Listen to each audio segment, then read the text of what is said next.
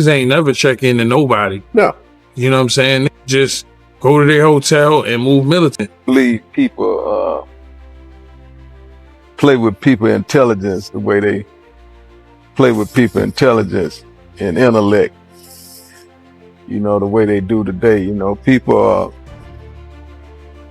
telling lies for a living.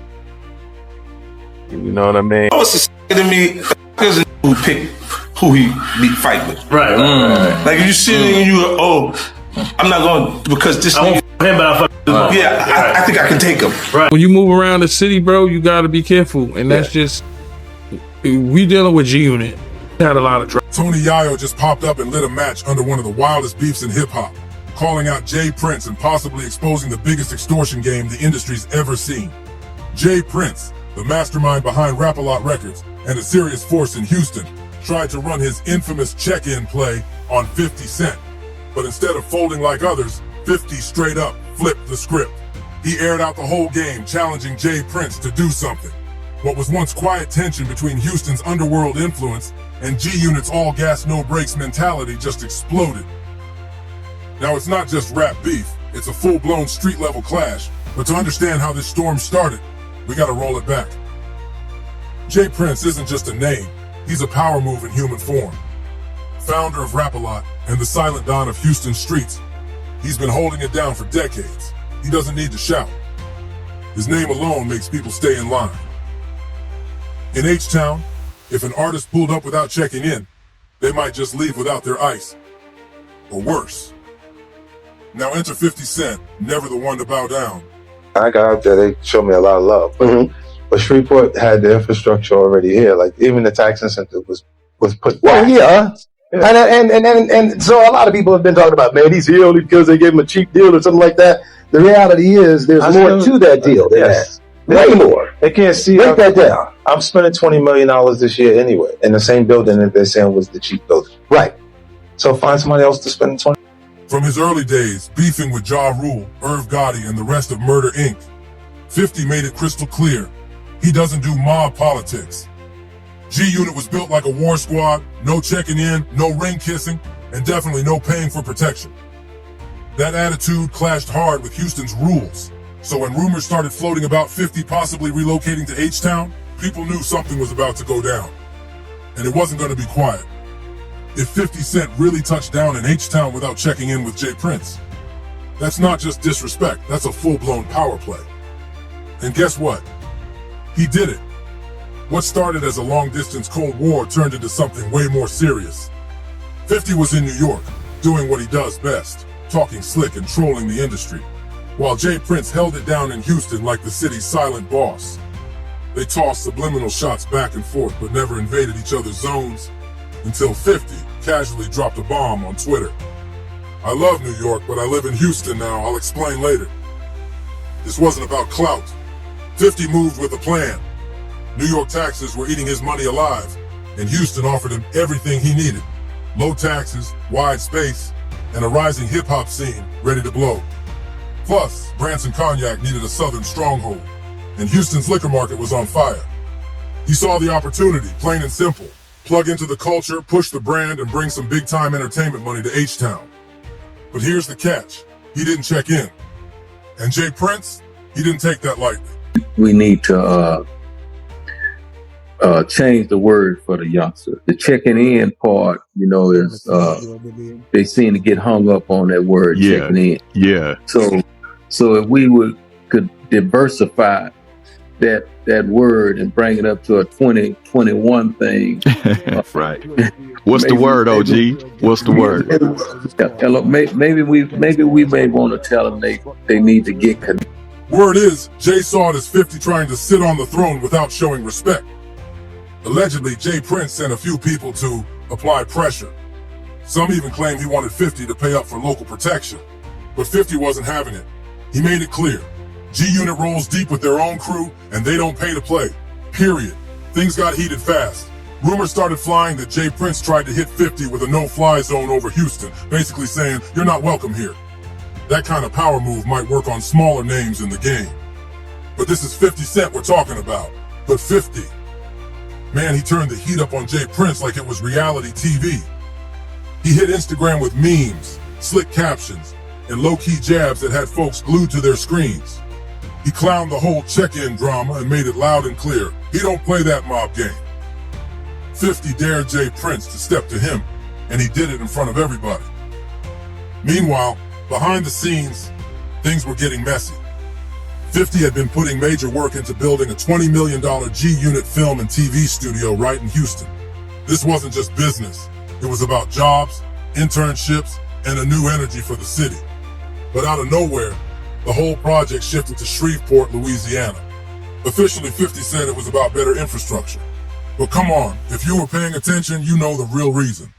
Stupid, right? Yeah. You're stuck on stupid and you're not using your powers or access to powers that you have. You're looking at it as a negative versus a positive. You know, we all know if you can tap into good people wherever you go. Wherever, yeah. You know what I mean? It's a blessing, Rip. Real talk. Houston's street politics were heating up, and 50 wasn't about to start playing chess with snakes. And here's where it all flipped. Jay Prince may have tried to push 50 out, but the city welcomed him like royalty. In 2022, just a year after 50 touched down, Houston didn't just accept him, they celebrated him. The actual mayor, Sylvester Turner, handed 50 Cent a key to the city and officially named November 24th 50 Cent Day during the Thanksgiving Day parade. The crowd went crazy. Mayor Turner called him a philanthropist and entrepreneur, shouting out the way he supported high schoolers through his G-Unity program. 50 was posted up on that parade float like he'd been born and bred in H-Town, and he didn't stop there. Through his G-Unity Foundation, 50 started really giving back. Turkey drives, toy giveaways, school donations, the kind of stuff that actually touches the people. He didn't just move to the city, he became part of it. 50 wasn't just making noise, he was making moves. He linked up with the Houston Rockets, Texans, and Astros through his Sire Spirits brand and turned his business hustle into a citywide power play. In 2023 alone, he donated $850,000 worth of toys. Then in 2024, he helped raise $500,000 for the Houston Children's Charity, just by auctioning off 2 massive bottles of his Le Chemin du Roi champagne. The whole event pulled in a wild $6 million. Meanwhile, Jay Prince was allegedly sitting back watching all this unfold, like a king watching someone else take over his throne. The man who used to run Houston from the shadows was now watching 50 Cent get celebrated in the spotlight. Then Tony Yayo stepped in, the most outspoken voice in G-Unit. In a Vlad TV interview, he finally laid it all out. The real reason G-Unit never played that check-in game. According to Yayo, G-Unit stayed militant on purpose. He said straight up, the whole check-in system is just a slick way to line up rappers for extortion. You check in, you pay up, or you risk getting robbed.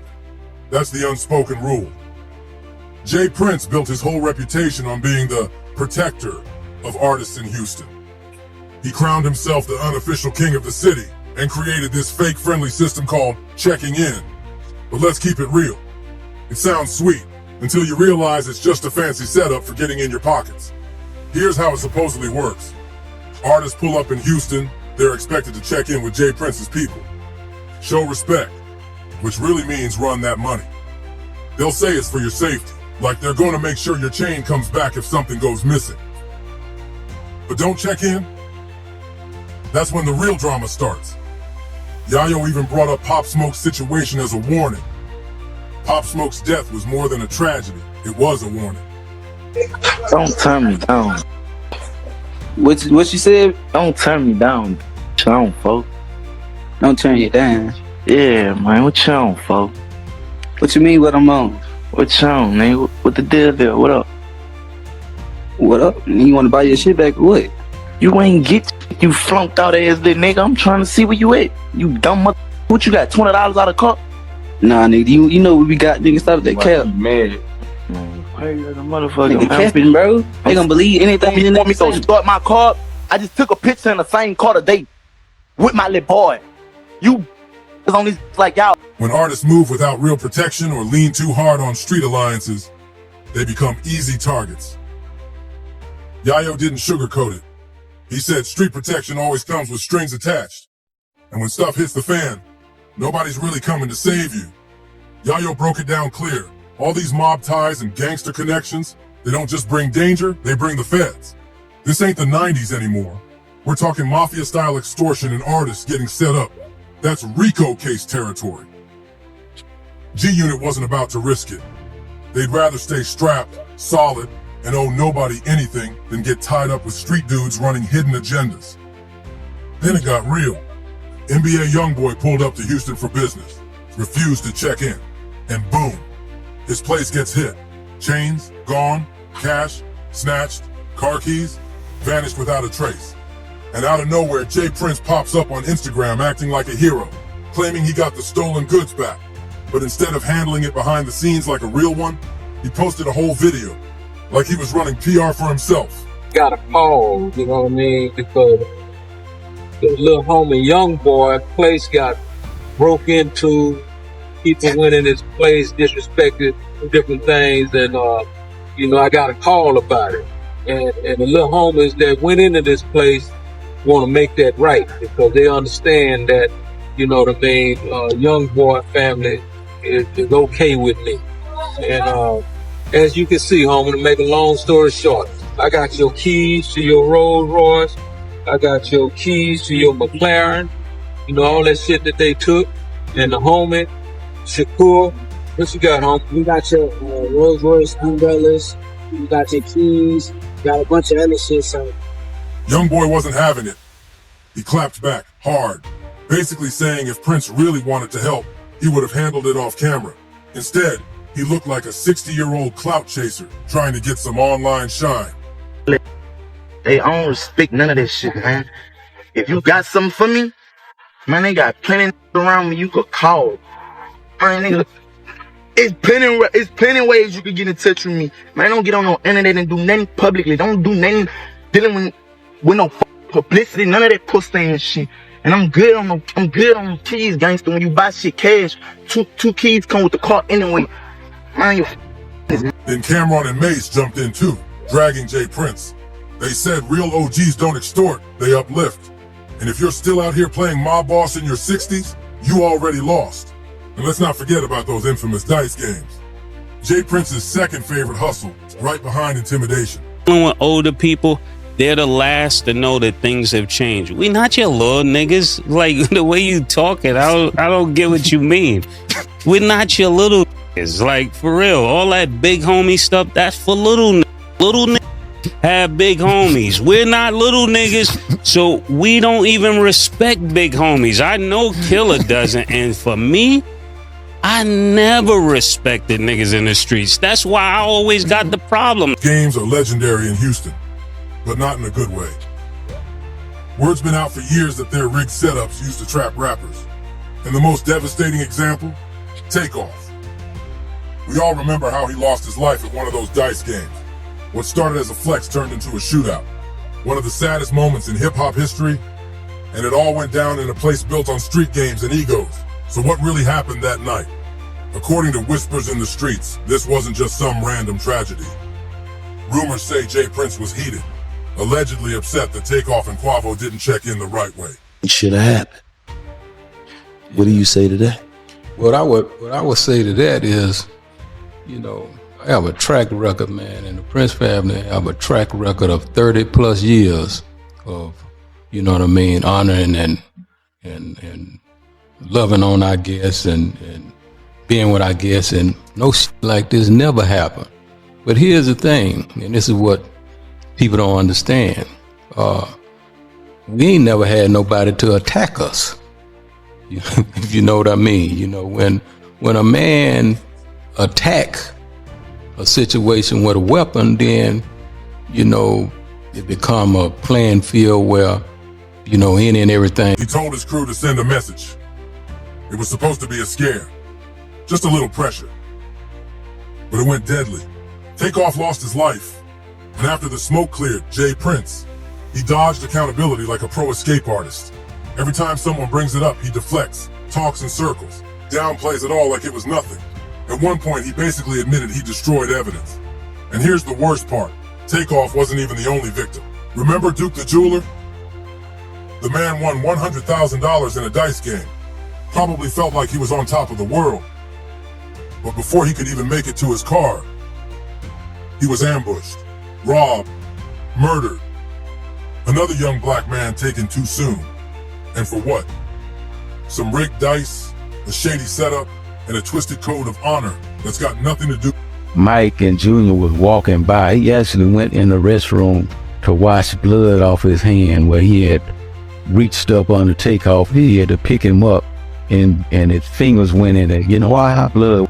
Now line that up next to 50 Cent, who's out here building community centers, feeding families, donating to schools. It's not even a fair comparison. One of them is building a real legacy. The other, still gripping the streets with fear and old school intimidation. But this ain't just memes and trolling anymore. 50's allegedly playing a whole different game behind the curtain. Word is, he's talking to people off camera, gathering proof that the check-in system is nothing more than a slick extortion setup.